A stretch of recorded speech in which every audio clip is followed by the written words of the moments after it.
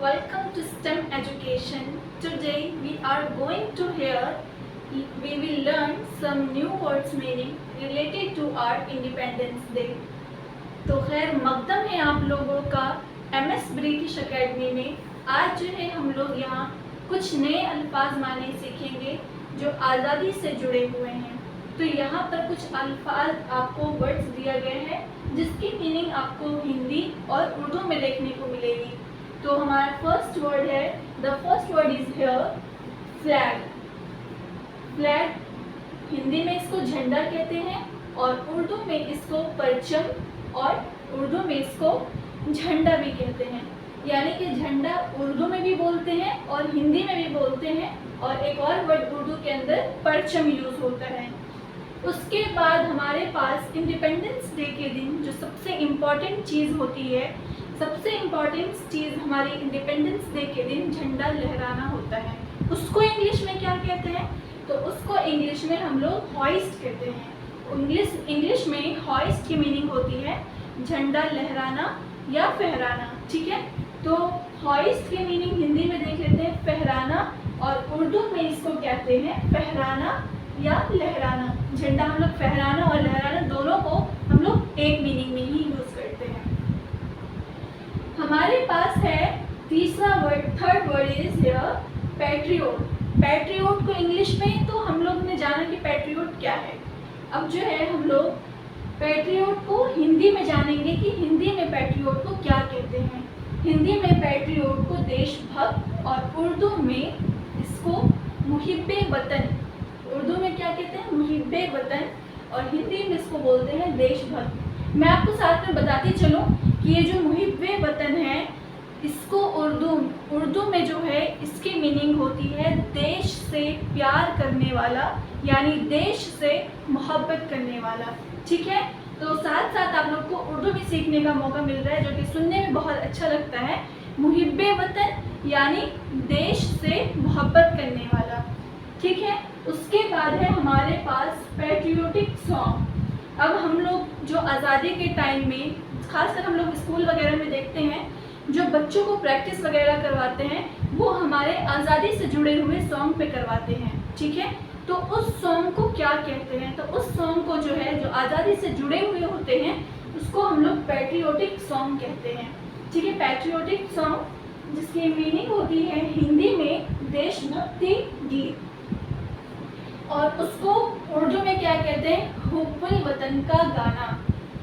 ठीक है, उसको क्या कहते हैं? हुब्बुल वतन का गाना या गीत। आप लोग ऐसे भी याद कर सकते हैं।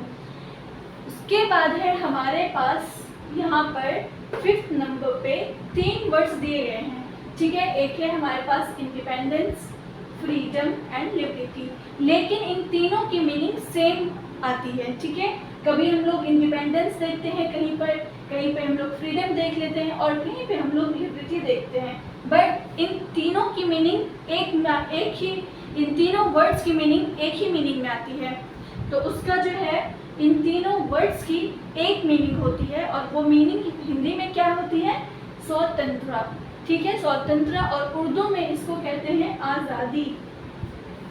इन तीनों को फ्रीडम, इंडिपेंडेंस एंड लिबर्टी, इन तीनों को हिंदी में तो कहते हैं स्वतंत्रता एंड उर्दू में इसको कहते हैं आज़ादी। ठीक है, उसके बाद है हमारे पास 6th वर्ड वाइट्स।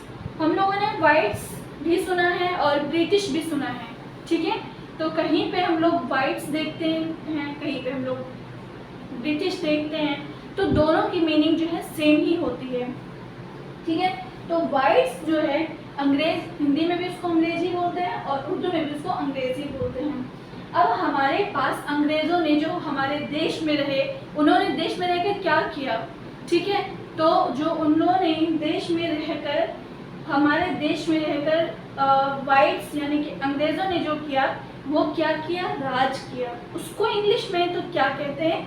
इंग्लिश में उसको कहते हैं रूल एंड टेक ओवर। यहाँ पे हमारे पास 2 वर्ड्स है, एक तो रूल है, दूसरा हमारे पास the second word is take over. दोनों की मीनिंग जो है सेम है। यहाँ पे 2 वर्ड्स हैं, लेकिन यहाँ पर हिंदी में इसको राज करना कहते हैं और उर्दू में भी राज करना ही कहते हैं, बट दोनों की मीनिंग जो है सेम है। स्लेव, ठीक है। तो अंग्रेज़ों ने हम पर राज किया, हम लोग क्या हुए, हम लोग हो गए उनके गुलाम। तो उसको क्या कहते हैं इंग्लिश में, गुलाम को इंग्लिश में क्या कहते हैं, स्लेव, स्लेव कहते हैं गुलाम, और उसको उर्दू में भी गुलाम ही कहते हैं, ठीक है। अब हम लोग गुलाम बने और हम लोगों ने क्या किया, हम लोगों ने ब्रिटिश का यानी अंग्रेज लोगों की क्या की, हम लोगों ने गुलामी। तो गुलामी को इंग्लिश में क्या कहेंगे, स्लेवरी।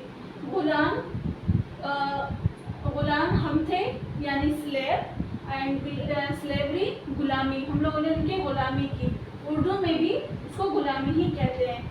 उसके बाद बहुत सारे हमारे मुहिब्बे वतन यानी देश से प्यार करने वाले पैट्रियोट, जिसको अभी हम लोगों ने पढ़ा, उन्होंने अपनी जान को देकर हमारे देश को ब्रिटिश से आज़ाद करवाया, फ्रीडम मिली हमें।